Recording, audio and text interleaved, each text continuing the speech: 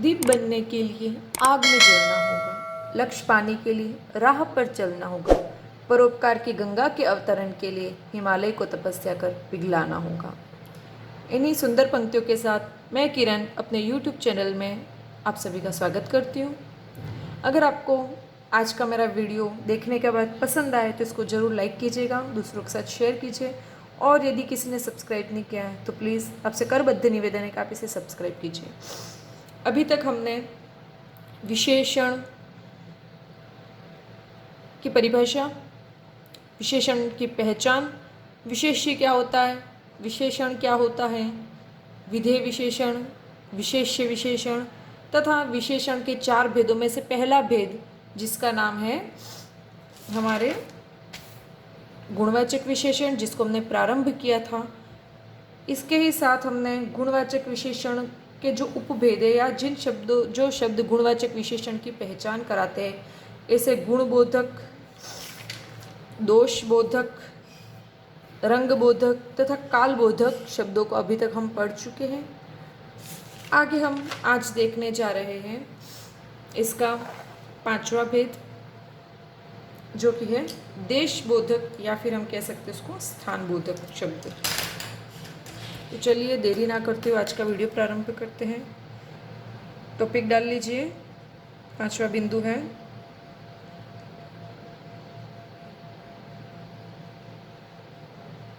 देशबोधक या फिर स्थानबोधक।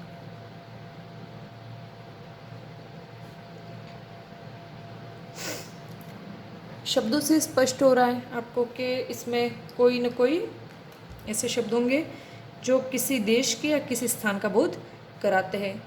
अब हम यहाँ पर भी अभी तक जैसे हमने देखा एक संज्ञा से निर्मित विशेषण शब्द कौन कौन से, तो यहाँ पर साथ में देखते रहते हैं हम। एक तरफ हम लिख देते हैं संज्ञा शब्द और सामने उनसे बने हुए विशेषण शब्द। तो 2 टॉपिक हमारे साथ में क्लियर हो रहे हैं, क्योंकि हमें सबसे ज़्यादा प्रश्न में यही कन्फ्यूज़न होता है कि यह शब्द संज्ञा शब्द है या फिर विशेषण। तो चलिए शुरू करते हैं। एक साइड हम लिख देते हैं संज्ञा और एक साइड विशेषण। तो संज्ञा शब्द है भारत, ठीक है। भारत व्यक्तिवाचक संज्ञा, उससे हमारा शब्द बना भारतीय। देश जातिवाचक संज्ञा, जिससे बना हमारा देशी। विदेश ये भी जातिवाचक, जिससे बन जाएगा ई प्रत्यय लगने के बाद विदेशी।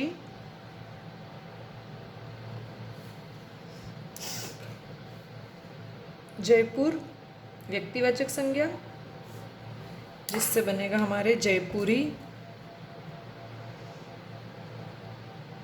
ऐसे जोधपुर से जोधपुरी। चीन व्यक्तिवाचक संज्ञा, इससे बना हमारे चीनी। पंजाब ये भी व्यक्तिवाचक संज्ञा, जिससे बनेगा पंजाबी। और भी बहुत सारे शब्द हम लिख सकते हैं, बीकानेरी, जोधपुरी, मराठी, बहुत सारे शब्द इसके अंतर्गत आएंगे। लेकिन हमने कुछ देख लिया जिससे कि आपको आइडिया पहुंच जाए कि संज्ञा शब्द कौन से होते हैं और उसमें ई प्रत्यय लगा करके हम कौन कौन से विशेषण शब्द बनाते हैं। तो जो भारतीय शब्द आएगा वो विशेषण शब्द है, जो कि भारत संज्ञा शब्द से निर्मित है। और भारतीय में ता प्रत्यय लग करके भारतीयता जो बनता है वो भाववाचक संज्ञा शब्द हो जाता है। अब कुछ विद्वानों का जो मानना है, व्यक्तिवाचक संज्ञा नाम से एक अलग संज्ञा का व्यक्तिवाचक विशेषण जो अलग से वो विशेषण मानते, वो अलग से विशेषण ना हो करके, मैंने कहा था गुणवाचक विशेषण का ही वो एक उपभेद है, तो वो इसी के अंतर्गत आएगा, जिसको हम नोट डाल के यहाँ पर अलग से लिख लेते ताकि हमारे माइंड में ये चीज़ क्लियर रहे। तो आप नोट डाल के लिख लीजिए।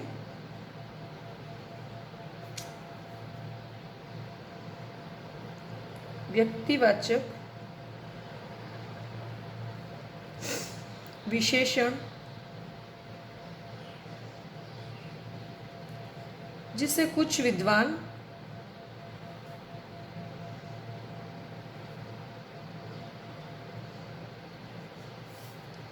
अलग से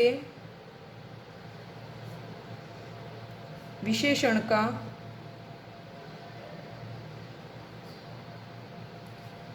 पांचवा भेद स्वीकार करते हैं,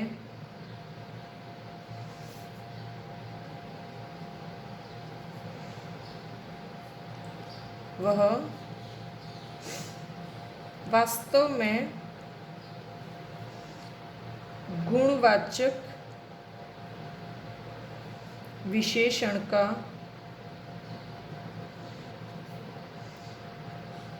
ही एक उपभेद है। और इसमें वो शब्द आते हैं जो कि हमारे संज्ञा शब्दों से बनते हैं, ठीक है।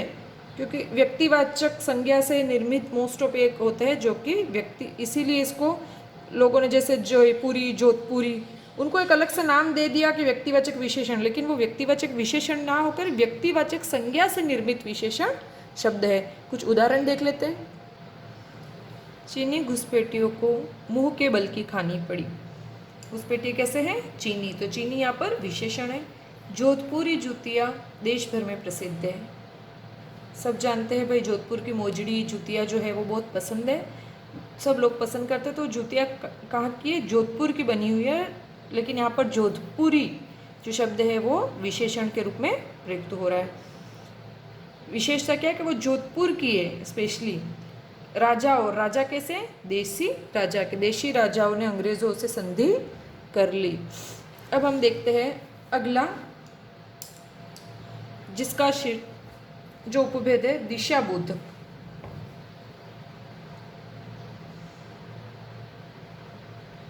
दिशा बोधक,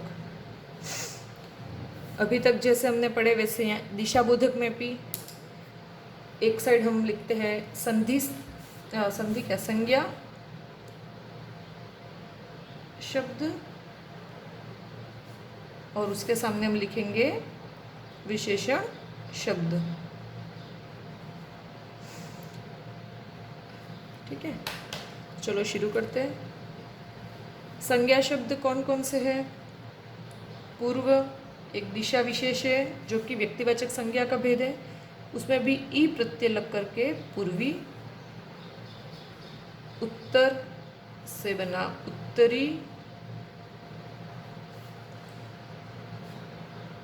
दक्षिण से बनता है दक्षिणी,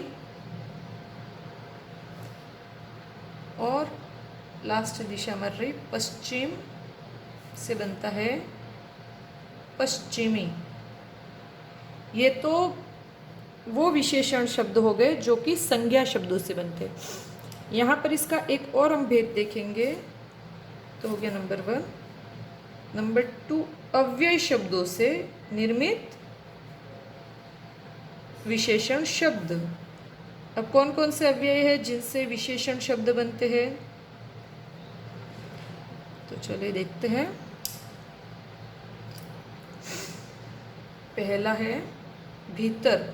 भीतर एक अव्यय शब्द है, इसमें ई प्रत्यय लगा करके हमने बना दिया भीतरी। बाहर भी अव्यय शब्द है, हम जब अव्यय पढ़ेंगे तब ये शब्द हम पढ़ेंगे। इससे बना बाहरी। ऊपर से बनता है ऊपरी। फिर आगे से बनता है हमारा अगला। नीचे से निचला, और एक अंतिम रहा पीछे शब्द से बना हमारे पिछला। तो दिशाबोधक में हमने 2 प्रकार के शब्द देखे, एक तो संज्ञा से बने हुए विशेषण शब्द और दूसरे अव्यय से निर्मित विशेषण शब्द। इसके उदाहरण देखते हैं। अगले चरण में मतदान कल से प्रारंभ होंगे। अगले चरण पर घर के निचले हिस्से में बाढ़ के कारण पानी भर गया।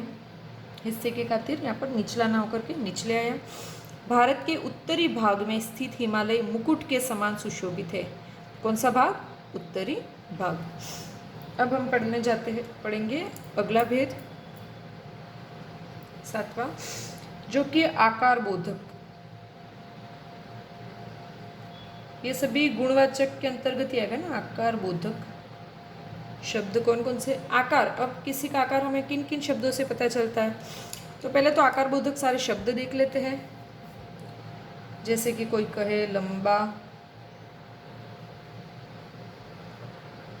चौड़ा, गोल, चौकोर, षटकोण, फिर तिकोना। आकार बोधक सभी शब्द इसके अंतर्गत आ जाएंगे। चौकोर हो गया, देखो, ठिंगना, नाटा, बोना, लंबा हो गया, अंडाकार इत्यादि। ठीक है, आदि जो शब्द हैं इनसे हमें किसी व्यक्ति या किसी वस्तु या किसी स्थान का हमें आकार ज्ञात होता है। नोट में हम एक चीज लिख देते हैं, ऊंचा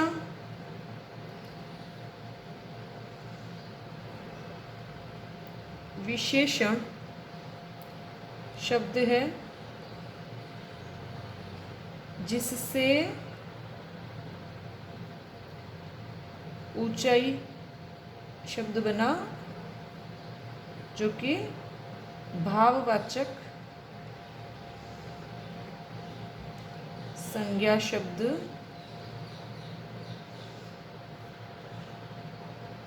निर्मित है। तो ऊंचा जो शब्द है वो भी हमारे किस में आएगा? विशेषण के अंतर्गत। लेकिन ऊंचा से बना हुआ ऊंचाई जो शब्द है वो हमारे आएगा किसमें? भाववाचक संज्ञा में। तो चलिए एक उदाहरण देख लेते हैं। राम अपने ऊंचे कद के कारण हंसी का पात्र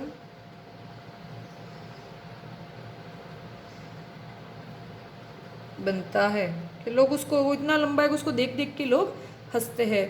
तो इससे पता चलता है कि वो बहुत ज़्यादा लंबा है। और वो कैसा है? कद कैसा है उसका? तो ऊंचा है। और उदाहरण देखते हैं, बोना आदमी जा रहा है, या नाटा है ना। तो आदमी कैसा है? कैसा से उत्तरी हमारा आ जाएगा सीधा बोना। बोना आदमी, आदमी के साथ बोना है, जा रहा है। फिर अपन बोल सकते हैं गोल रोटी, चौकोर पराठे, तिकोने पराठे, बहुत सारी चीज़ें हो सकती है। ठीक है, अंडाकार मेज। तो ये सारी चीज़ें विशेषण शब्द हैं। अगला भेद देखते हैं, दशाबोधक या अवस्था बोधक। तो 8वां बिंदु है हमारे दशाबोधक या फिर अवस्था बोधक। ऐसे कौन कौन से शब्द हैं जो दशा या अवस्था बताते हैं? उन शब्दों को लिख लेते हैं। इसको हम 3 भागों में पढ़ेंगे। सबसे पहला तो हम पढ़ेंगे स्वास्थ्य संबंधी।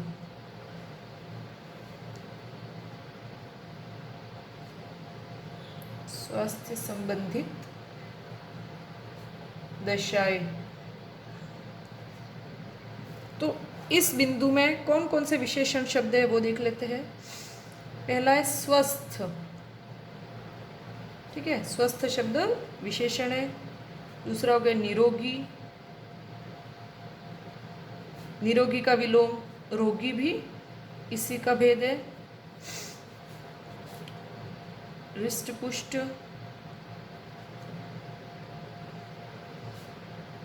ताकतवर,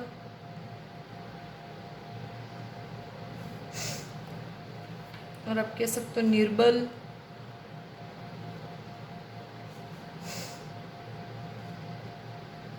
प्रमुदित।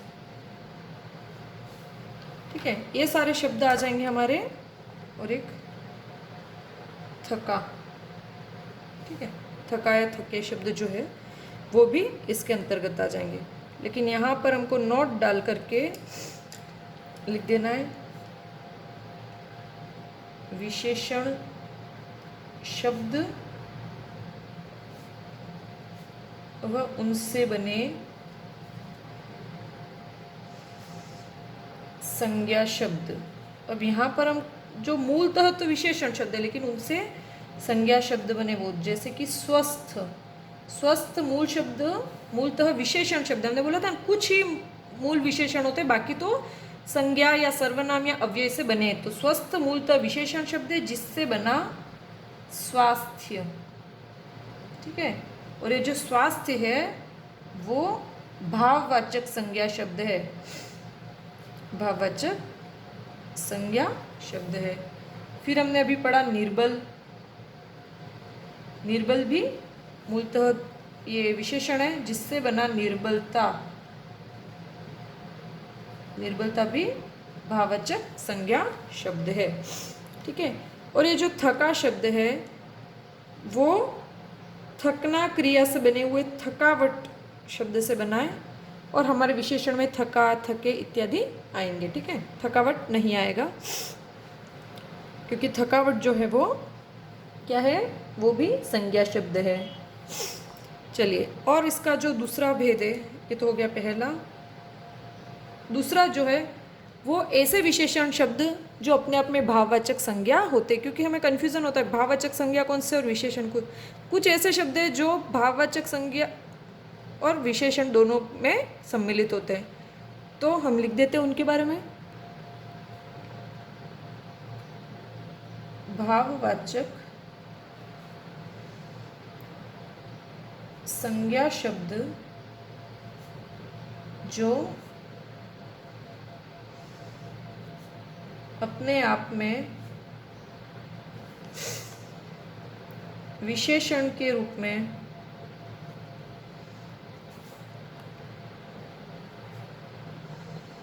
प्रयुक्त होते हैं। देखो, भाववाचक संज्ञा के अंतर्गत वो शब्द आते हैं जिन्हें हम छू नहीं सकते, देख नहीं सकते, अर्थात जो हमारे भावों के रूप में अंतर्मन से सिर्फ महसूस किए जाते, ऐसे सभी शब्द भाववाचक संज्ञा के अंतर्गत आते हैं।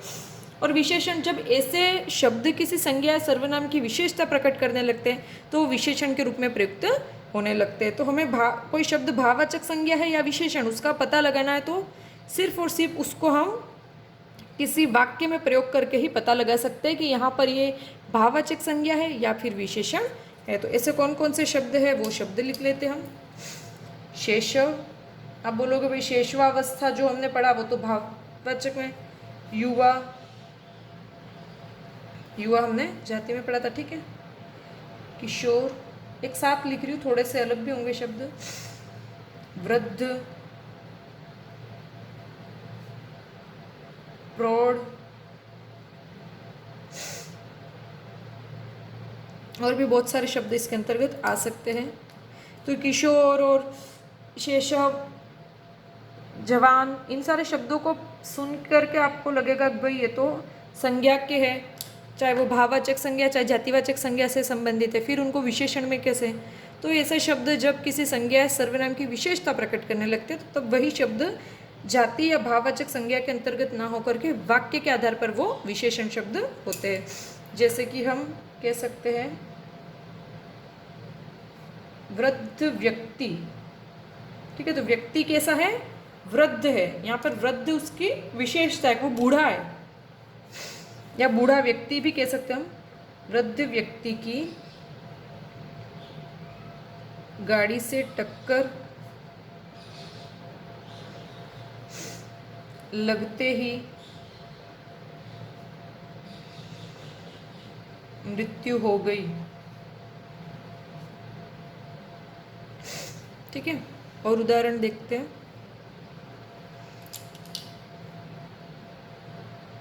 बूढ़े लोगों के पास अनुभवों का पिटारा होता है। और इसकी जो थर्ड कैटेगरी है वो लिख लेते हैं, जिसमें हम अवस्था बोधक जो शब्द है वो आएंगे, जैसे कि सूखा, गीला, नम, आर्द्र, शुष्क इत्यादि विशेषण शब्द। इनसे संबंधित भी कुछ उदाहरण देखते हैं।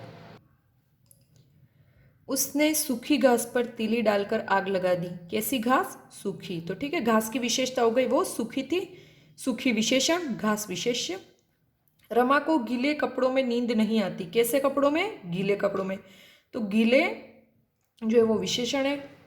पश्चिमी राजस्थान शुष्क प्रदेश है। राजस्थान कैसा है? पश्चिमी हिस्सा। ठीक है, तो पश्चिमी जो विशेषण है यहाँ पर भी, लेकिन ये कौन सा विशेषण है? हमने अभी ही पढ़ा कि पश्चिमी, उत्तरी, ये जितने भी आएंगे वो हमारे किसके अंतर्गत आ जाएंगे? दिशाबोधक के अंतर्गत आ जाएंगे।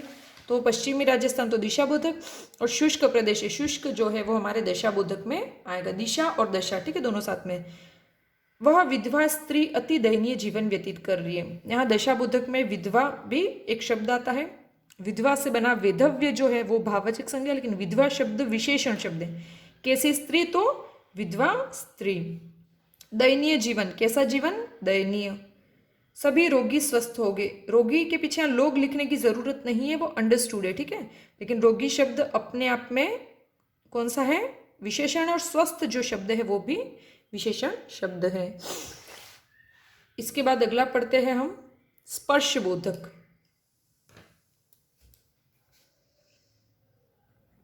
नवा है हमारे स्पर्श बोधक शब्द। स्पर्श का मतलब होता है छूना, ठीक है। तो जिन चीज़ों को हम छू करके महसूस करते हैं कि वो कोमल है, कठोर है, तो वो जितने भी शब्द हैं वो हमारे विशेषण शब्द हैं। कोमल, सख्त, कठोर, नर्म, खुरदुरा, मखमली, इन सबको स्पर्शबोधक शब्द कहते हैं। जिनसे हम किसी चीज़ को टच करते हैं तो हमको पता चलता है कि वो कोमल है, सख्त है, कठोर या नर्म, खुरदुरे। कोमल से कोमलता व कठोर से कठोरता भाववाचक संज्ञा शब्द बने। कोमल और कठोर मूलतः विशेषण शब्द है, जिनसे कि कोमलता और कठोरता ता प्रत्यय लगा करके भाववाचक संज्ञा शब्द बनाए गए। सभी फूल कोमल होते हैं, तो फूल जो शब्द है वो विशेष्य हुए और कोमल उनकी विशेषता, इसलिए विशेषण शब्द। पिताजी के सख्त रवैये को देख वह रो गया। कैसा रवैया? सख्त। सीता ने मखमली चादर ओढ़ रखी थी है, तो कैसी चादर? मखमली। उसे गर्म गलीचे पर बैठ सुकून मिला। नर्म, उसे नर्म गलीचे पर बैठ सुकून मिला। गलीचा कैसा है? नर्म है। तुम्हारे हाथ खुरदुरे कैसे हो गए? कैसे हो गए हाथ? खुरदुरे। वह कठोर चट्टान पर बैठा है। कैसी चट्टान? कठोर। अगला भेद है स्वाद बोधक, कि जैसे हम किसी चीज को खाते हैं तो उसका स्वाद आता है खट्टा, मीठा, कड़वा, कटु, तिक्त, विषैला। इसमें भी कुछ शब्द आप कहोगे कि भाववाचक संज्ञा, वो इनमें भी चलेंगे। कसेला, चटपटा, क्योंकि ये जितने भी चीज है, नमकीन और अम्लीय, मधुर, ये सभी स्वाद होते हैं अलग अलग, और स्वाद को हम बयान नहीं कर सकते। ये भी हमारी किसी न किसी तरीके से आप कहोगे भाई ये तो भाववाचक संज्ञा के अंतर्गत आएंगे, लेकिन जब इनका वाक्य प्रयोग होगा तब आपको स्पष्ट हो जाएगा कि यह विशेषण शब्द है। नोट में यहाँ पर हम लिख भी देते हैं, मीठा विशेषण से मिठास भाववाचक संज्ञा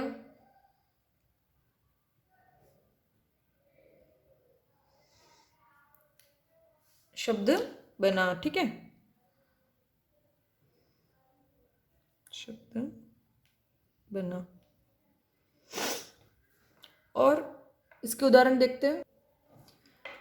मेरे पास मीठे आम हैं। आम कैसे हैं? मीठे, तो मीठे इनकी विशेषता हो गई है। दही खट्टा हो गया, दही कैसा हो गया है? खट्टा, तो दही की विशेषता हो गई, तो ये विशेषण हो गया। समुद्र का पानी नमकीन होता है। पानी कैसा है? नमकीन। उसे चटपटे खाने का शौक है। कैसा खाना? चटपटा खाना। अब अंतिम इसका भेद देख लेते हैं हम, जो कि है गंधबोधक। गंध में दोनों आ जाएंगी, सुगंध भी और दुर्गंध भी, है ना।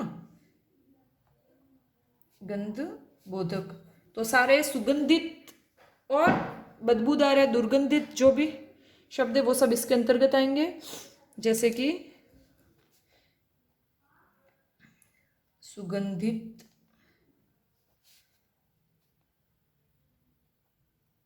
दुर्गंधित,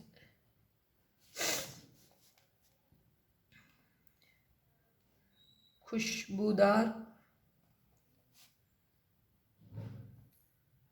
बदबूदार, और भी बहुत। देखिए एक चीज यहाँ पर साथ में मैं बता देती हूँ, खुशबू शब्द ऐसे लिखना चाहिए। कुछ लोग क्या करते हैं, श को आधा कर देते, वो गलत होता है। तो इनसे संबंधित भी उदाहरण देखते हैं। उदाहरण हो जाएंगे, उसने कपड़ों पर सुगंधित इत्र लगाया है। कैसा इत्र? सुगंधित। नाले के पास का क्षेत्र बदबूदार हो गया है। क्षेत्र को की विशेषता प्रकट करने वाला बदबूदार शब्द तो विशेषण और क्षेत्र विशेष्य होता है। इस प्रकार हमने पहला भेद जो कि गुणवाचक विशेषण, उसको 11 उपभेदों में बांटा है, और इससे भी अनेक और भी इसके भेद हो सकते हैं। गुणबोधक, जिसमें सारी अच्छाई आ गई, दोषबोधक, रंगबोधक, उसके बाद हमारा हो गया काल या समय बोधक, इसके बाद देश या स्थान बोधक, दिशा बोधक, आकार बोधक, दशा या अवस्था बोधक, इसके बाद हमने पढ़ा स्पर्श बोधक, स्पर्श के बाद स्वाद बोधक, तथा अंतिम हमने पढ़ा गंध बोधक। इस प्रकार से यहाँ पर गुणवाचक विशेषण समाप्त होते हैं। हम इसके बाद कल पढ़ने जाएंगे, कल पढ़ेंगे हम संख्यावाचक विशेषण। अगर वीडियो पसंद आए तो इसको लाइक कीजिए, तथा कुछ अगर कन्फ्यूज़न हो तो उसको कमेंट बॉक्स में आप लिख करके मुझे प्रश्न पूछ सकते हैं। धन्यवाद।